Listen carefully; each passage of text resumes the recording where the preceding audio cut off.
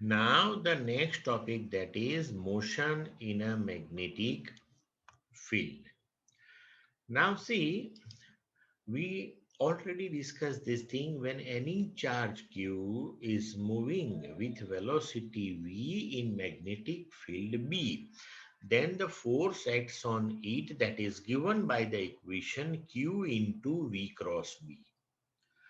Now here from this equation we can say this thing, the force acting on that charge, that is perpendicular to both velocity of the charge and the magnetic field. Okay. Now, when force is perpendicular to the velocity, so in that particular case, in standard 11th, we studied this thing. The motion of the particle, that will be circular one.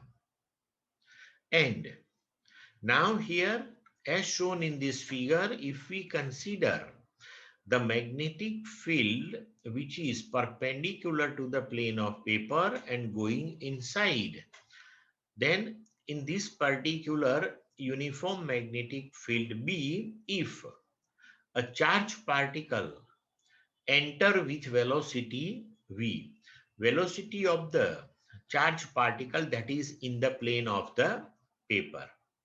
Now here the force acts on charged particle, that is perpendicular to the velocity, so that charged particle in this magnetic field executes circular motion, and to sustain its circular motion, the required centripetal force, that is provided by this magnetic force.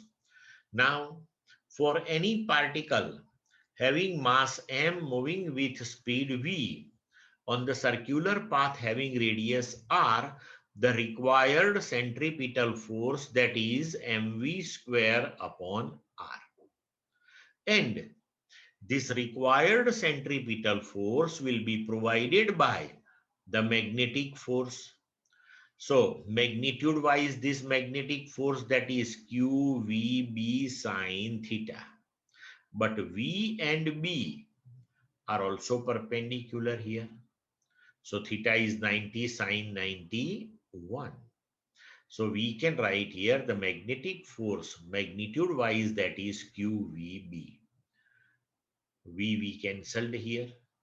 So we can write the equation for the radius of the circular path of this charged particle, that is mv upon qb. mv, that is the momentum of the particle.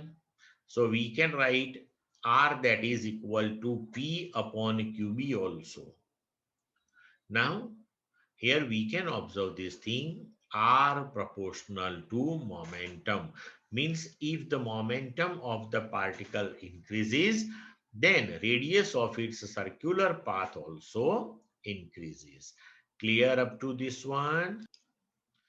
Now, in this equation of the radius of its circular path r equal to mv upon qv, replace v by r omega, where omega, that is its angular frequency. So we can write r, that is m into r omega upon qb. So omega, that is qb upon m. So this is the equation for the angular frequency of the charged particle executing circular motion here. But omega, that is 2 pi f. So we can write 2 pi f, that is qb upon f m. So f, that is equal to qb upon 2 pi m. So from this one we can write the period for its revolution t, that is equal to 1 upon f, that is 2 pi m upon qb. But see here, these equations which we discussed, in that we can conclude like this. The radius of the circular path, that depends on the momentum. Or we can say radius of the circular path, that depends on the speed.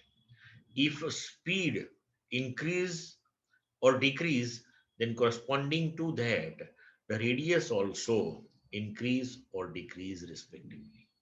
But see, angular frequency QB upon M, constant one.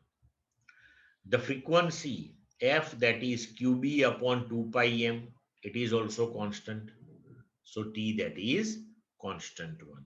So in this way, we can say this thing, or we can conclude like this: when any charge particle enter in the magnetic field, uniform magnetic field B, with velocity v perpendicular to field, then it executes the circular motion in the magnetic field with circular path of radius r equal to mv upon qb, and the angular frequency, or the frequency for the revolution of this particular charge particle, that remains constant one here.